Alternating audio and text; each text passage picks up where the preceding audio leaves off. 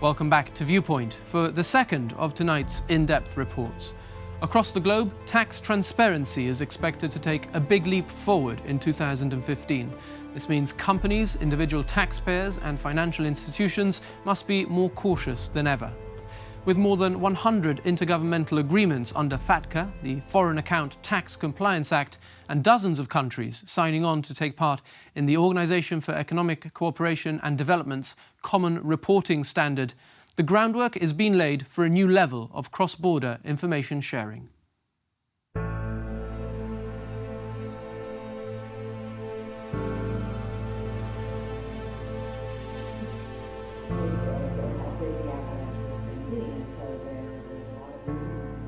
Cross-border information sharing sounds like a positive initiative, but the reality is that the number of tax and criminal cross-border investigations is going to rise significantly.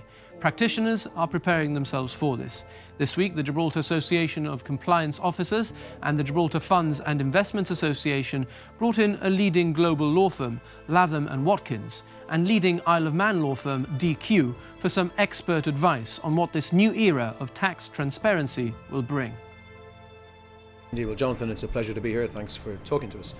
I'm a lawyer with DQ, a law firm in the Isle of Man, and we, together with our friends from Latham & Watkins, are hosting this Global Tax Enforcement Conference here in Gibraltar today at the invitation of GACO, the Compliance Officers Association, and GIFIA, the Funds Investment Association, and we're delighted to be here. And our message is pretty simple. FATCA, the US and UK FATCA reporting starts very soon, in a couple of months' time. People need to be ready for automatic exchange of information. And what happens after FATCA is the key message. FATCA will fuel investigations. Information is now at the fingertips of foreign tax authorities around the world.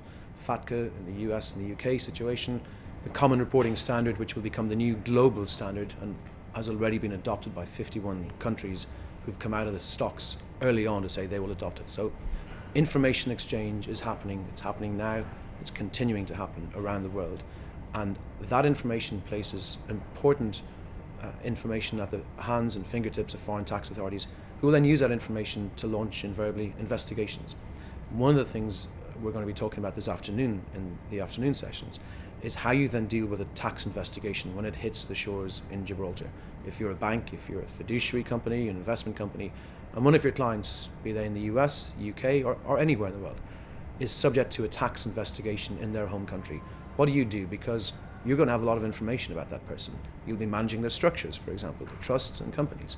And it's important for the businesses in Gibraltar to be cooperative with these foreign tax authorities, but to ensure that they remain what we call a witness and not a target of that investigation. If you end up being a target of that investigation, you're exposed to potential criminal prosecution in a foreign country. And our advice is practical. It's experienced because we deal with these investigations day in, day out. And our advice to businesses in Gibraltar is to cooperate, to make sure that you dot your I's, you cross your T's, and you get the right team of advisors around you to deal with this investigation. Because when it happens, it can be quite a scary process for the businesses in Gibraltar. I think that over the past 5 years, what we've seen is a sea change in the way that countries all around the world are dealing with tax evasion and tax enforcement generally. I think that for a long time it was mildly tolerated by the United States, by the British, and what has changed in the past couple of years is that jurisdictions, after observing what has gone on in Switzerland, I think have just reached the end of their rope, and we saw FATCA come in as a part of that response to offshore tax evasion that was occurring, in ways that the United States believed was fairly rampant. And so the U.S. and its allies, and now countries all around the world, have come in and implemented FATCA, which is just one piece of the entire toolbox that they're using to combat what the United States and others see as offshore tax evasion. And if you can break FATCA down into sort of layman's terms. It's an automatic reporting tool. So the US were first to come out with FATCA, and the UK followed suit a little bit after that. So Gibraltar, like my home jurisdiction, the Isle of Man, has signed an intergovernmental agreement with the US and with the UK to say we will automatically exchange information. Generally, it means that regulated businesses in Gibraltar who act for clients with US residence or citizenship or UK residents, they will be disclosing a minimum amount of information about that person. Their link to the company or trust or bank account, the value of it. That information gets fed back by your tax office to the IRS in the US and to HMRC in the UK. That information, believe it or not, will then be interrogated and what we call mined. It isn't going to end up in some vault anywhere gathering dust. There will be millions and millions of pieces of information going from all around the world, not just Gibraltar, but all the other countries who've signed up to FATCA, back to the US, back to the UK. They have the most sophisticated computer systems that can join all the dots together in an instant. And that joining of the dots together will print out a number of red flags, and those red flags will go to civil investigation, criminal investigation, and will ultimately result in those particular cases coming back to Gibraltar, other jurisdictions, as an active international tax investigation. Starting in 2008, the United States began tax investigations surrounding Swiss banks. And they were particularly interested in U.S. individuals who had accounts in Switzerland. And very quickly, the U.S. determined that there was essentially an entire industry that was devoted to enabling Americans and others all around the world to hide their money for purposes of not only avoiding taxes, but avoiding other kinds of scrutiny. And I think that, following September 11th, 2001, and the terrorist incidents, the United States became much less willing to have jurisdictions around the world assisting Americans and others with hiding money. And so as we've moved on past that, the United States has learned a lot about how financial institutions and trust companies and corporate service providers were enabling people around the world to avoid tax and hide their money and engage in all sorts of financial crimes. And so as the IRS learned more, they developed their strategies, and FATCA really came out of that process where the U.S. Congress reacted to what it was observing as part of the political response, and created FATCA. And then as FATCA has become understood, I think countries around the world have looked at that and said, that's probably a pretty good idea. We would also like to learn where our citizens and tax residents are, in blunt terms, hiding their money offshore. And so I think that there's been this change where governments around the world have said, we've had it. We're not going to allow this to go on, and they've implemented some pretty tough laws now to prevent it. So Gibraltar is an offshore financial center. Is Gibraltar helping to hide Americans' money? That's not my perception. And I've worked with a lot of clients on both sides of cases where we were representing people that were accused of doing those kinds of things, and we've worked with a lot of banks to help them come into compliance. It's not my perception. I don't think it's the United States' perception that Gibraltar is an offshore tax haven. I think that's part of the reason why we're here, is because that we perceive Gibraltar as being one of those countries that wants to be cooperative, that wants to be transparent, and that wants to play a proper role in the global economy. And we have a lot of people here today that want to learn all about that because, and I think that's a testament to the objective of not being seen as being an offshore tax haven that's promoting tax evasion. The Isle of Man, my jurisdiction, is the only offshore jurisdiction to have received what they call the top compliant rating. So the Isle of Man is deemed by the G20 to be compliant. The US and the UK are the next level down. They're second tier. They're largely compliant. Gibraltar is in the largely compliant category. So that's not a bad place to be, but the Isle of Man is one step above that. And again, it's that history that we've had engaging with the global community on transparency, on exchange of information for much longer than not just Gibraltar, but other offshore jurisdictions. And we've had that pedigree, if you like, of dealing with tax investigations. I know that your Chief Minister is looking to get you from largely compliant up into that top tier, and will be making steps this year, before the election, of course, later this year, to try and to do that, to engage further with the international community, to show further commitment on the part of Gibraltar. And as Brian said, it's the only place to be. If you want to be a reputable offshore jurisdiction that is still open for business and is still going to be perceived as a reputable and compliant jurisdiction, you have to engage with the international community, and you have to take a lot of steps to become a cooperative jurisdiction. And those jurisdictions that fall backwards, those who refuse to engage comprehensively and constructively with the global community, they'll be out of business in 5 years. That's my firm view. Brian spoke about Switzerland and what we've learned about that. Why is it so important to be part of the club that you've been referring to, and not say, well, no, hang on, I'm going to do my banking and manage my tax matters in the way that I see fit? It's important because Switzerland is a perfect case, Jonathan. They did say for years to the international community, we're not engaging with you. We've got Swiss banking secrecy. We're not allowed to engage with you. It's part of our constitution.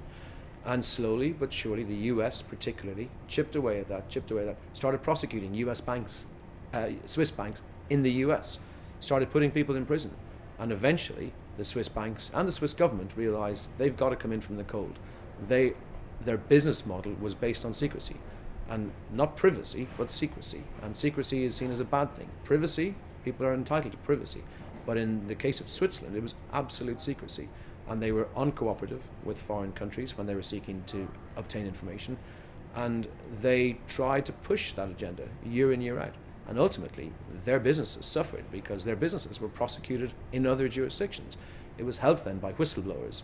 So HSBC Switzerland is all in the news at the moment in the British Isles and offshore territories here in Gibraltar, because HSBC Switzerland was helping people evade tax for many years. And we know that because a whistleblower told the world that this was happening. A guy called Hervé Falciani, who worked for HSBC Switzerland, and he has given all of the data to the French, to the English, the Americans. He's just done a deal with the Indians, the Indian government, that whatever they recover from his intelligence, from his data on not just HSBC Switzerland, but he has access to other banking information, it turns out, they will give him 5% as an award of every penny they recover in taxes, in fines, in penalties. The whistleblower is one of the new tools being used by foreign tax authorities. They have, as I said, information at their fingertips with the tax information requests, with FATCA, Common Reporting Standard. The whistleblower is somebody who, on the inside, will put on a CD or a DVD millions and millions and millions of pieces of information about American, English taxpayers, Indian taxpayers, and that is gold dust to foreign tax authorities. And they will interpret that, interrogate that, and they will then go after these people who have failed to declare their income.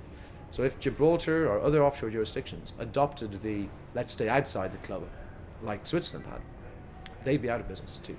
And it's important that your government, as they have done many years ago, engages with the international community, proves itself to be transparent, proves itself to be cooperative, and in doing so, you will remain open for business.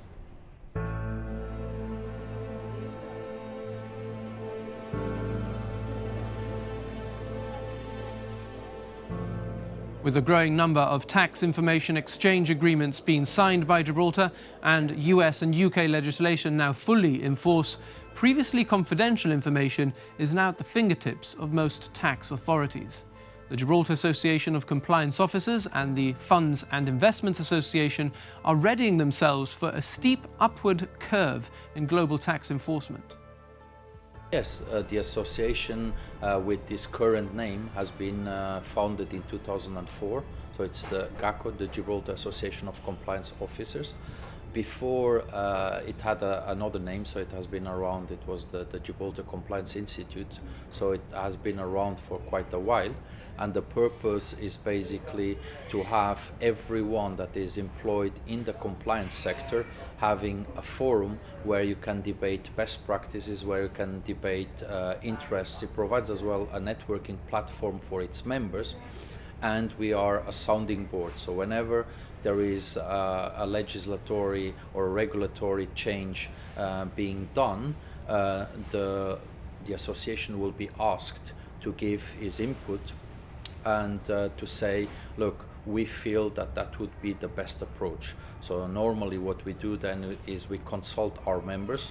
We have over 100 members, so it goes from the trustees, company managers, investment managers, banks. So all across the financial sector, you will have people that deal with compliance, that are either compliance officers, money laundering reporting officers, or that when dealing with the client will be in touch with compliance angles.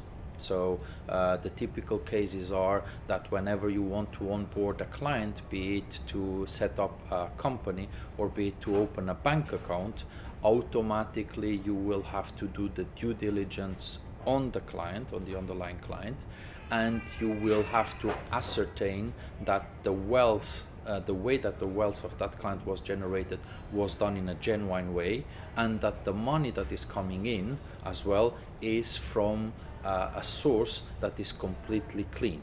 So those are typically the day-to-day functions that you will deal with. And then, as the case of FATCA that today we are discussing and the common reporting standards, then there are supranational regulations that come in place, and then the compliance officers will be basically the first point of call in a company, together with the management of that company, to make sure that we fully comply with those international regulations, in order to then not suffer, for our business and our financial center to not suffer any retaliation. So what feel have you got for Gibraltar's readiness to take on that responsibility? I think that jurisdictions all around the world are really struggling with this. I think that it's a new set of laws. They're highly complex.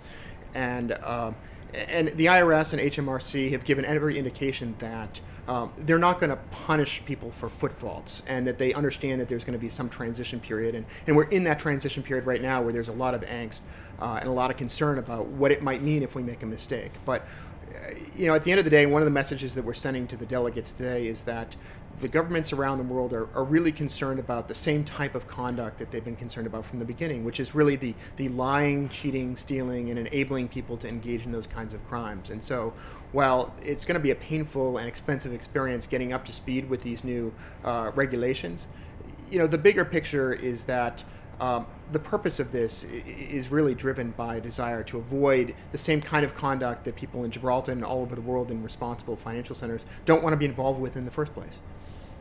Let's break it down for our viewers to the most simple idea behind this, that tax should be equitable, I suppose. Why is it so important that somebody pays his or her tax in an appropriate, proportionate, tidy way? There's a great Court of Appeal judgment in England, the HMRC versus Robert Hewitson, and it involved an Englishman who set himself up as a contractor in England, born and raised in England, working in England, but he got paid, he was an IT consultant, and he got paid offshore. And in doing so, with an arrangement that an offshore provider was offering, they said to him, we will reduce your tax rate from 40%, as it was at the time in England, to an effective rate of about 12%. And of course they took a tidy fee for doing that. So he got paid offshore and he avoided his taxes. The Court of Appeal in England said, this guy is guilty of tax evasion. The interesting thing about that case was when he did this arrangement, technically it was legal.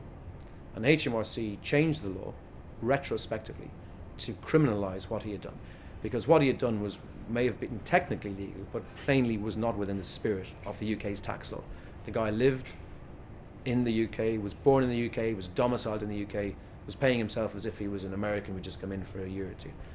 The Court of Appeal said, in answer to his argument, that it was a breach of his human rights to retrospectively criminalize him.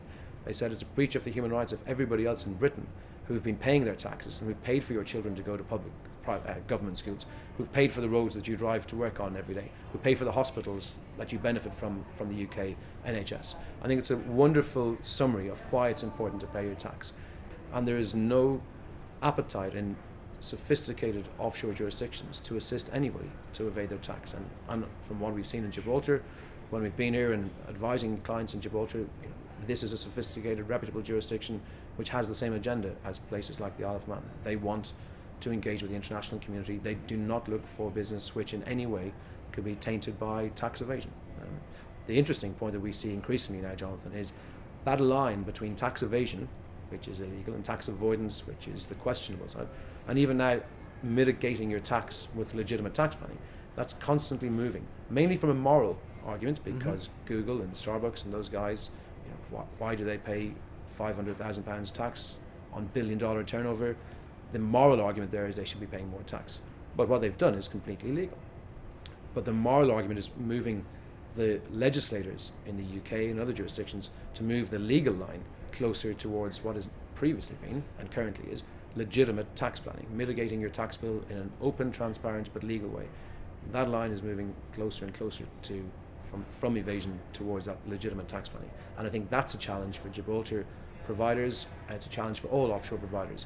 What was historically perfectly legitimate, unquestionably legal in the spirit and the letter of the law in the UK or US is becoming greyer and greyer. And each year we'll see a new initiative in the UK from the Chancellor of the Exchequer to crack down on tax evasion, which is well and truly underway, but to change the goalposts in terms of what was previously legitimate tax mitigation and tax planning. The good thing about Gibraltar is that already many years ago, all the practitioners are obliged to have registers on who are the ultimate beneficial owners of the money. So in that sense, we have a big advantage in relation to other jurisdictions that might not have that information. So here the sector is quite strong and robust because the company manager, the trustee, the banks, everyone in the financial sector will know who is the ultimate beneficial owner of the money. With your fresh perspective coming from the Isle of Man, knowing the industry, obviously speaking to practitioners here today and over the past 24 hours, what's your feeling about the sort of atmosphere here in respect of FATCA and the coming months and years? It's a very good question, Jonathan. The perception we get is people take it seriously. People are putting a lot of effort into it. In some cases, it is a very expensive process.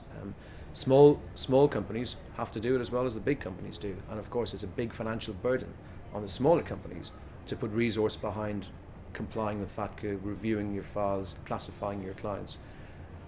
One of the things that I would say to your government is they ought to bring in guidance notes to accompany the FATCA regime. The Crown dependencies have brought in, so Isle of Man, Jersey, Guernsey, we've worked together to draft FATCA guidance notes for the benefit of practitioners. I know that the government's stated position here is we're not going to do guidance notes. Why should we? What's the point?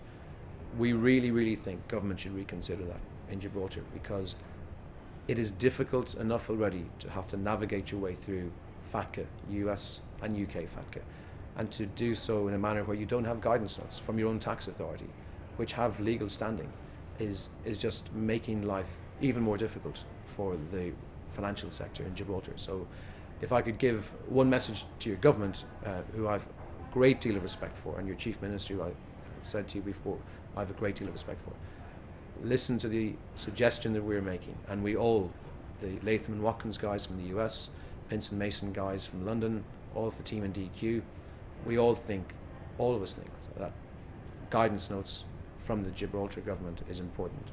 You need them to follow the FATCA regime. It makes it much easier for the private sector to navigate what is a minefield, a real minefield.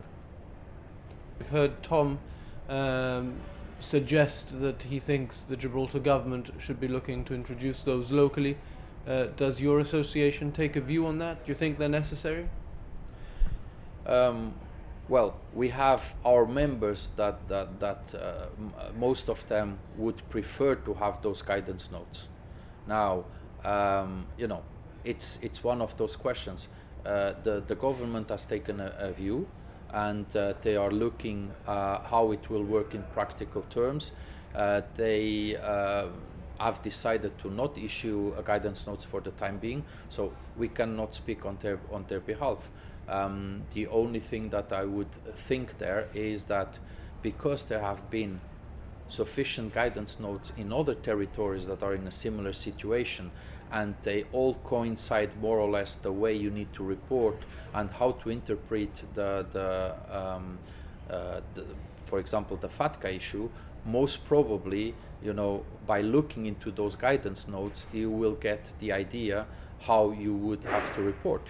At the end of the day, that would be a question to be asked to the government, and pretty soon we think there's going to be as well a legislation that's going to be passed on the topic, and that legislation might include the guidance note that the industry needs, or solve some of the details of the questions that are there. So once that is in place, most probably there is no further need to have guidance notes that go along with it. So, you know, for us in the association, we have asked the question. The question will be answered at some stage, and that's basically the point where we are. So I, as a chairman, you know, I need to represent the different opinions that are there.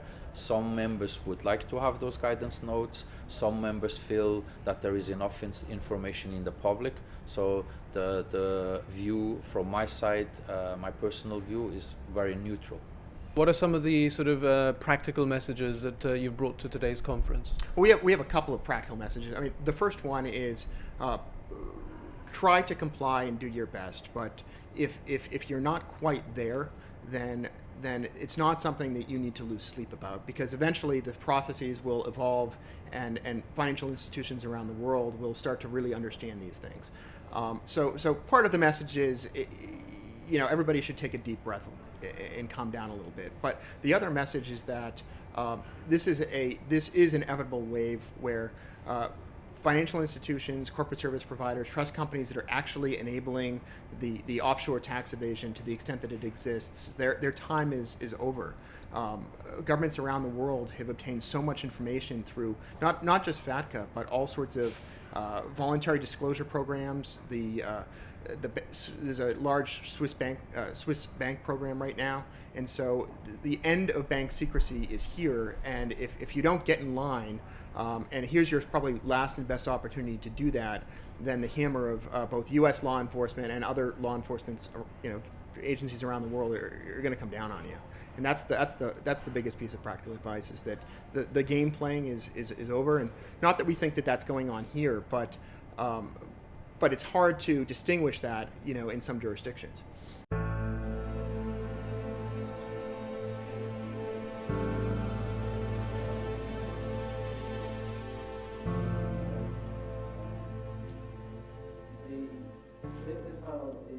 Gibraltar prides itself on being a reputable finance centre, and it boasts many tax practitioners.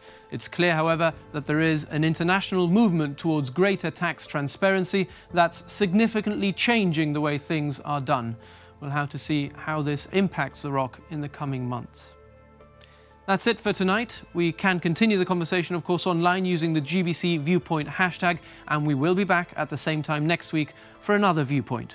But for now, from the whole team here at Broadcasting House, thanks for watching and good night.